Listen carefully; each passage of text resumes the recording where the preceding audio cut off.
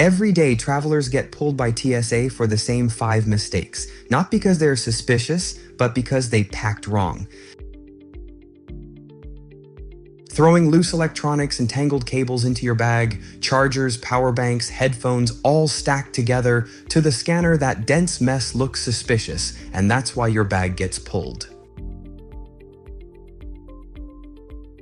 Tissues, receipts, lip balm, coins, they feel harmless, but soft pocket items confuse scanners. Your pockets look empty, but the scanner says otherwise.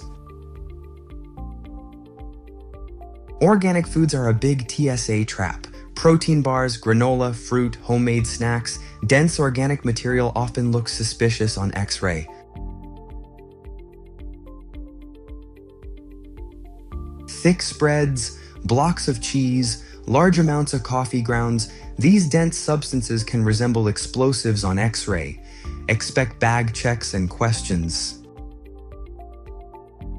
Breaking the 311 liquids rule, forgetting shoes or belts, or misusing bins, each one causes delays and they add up fast.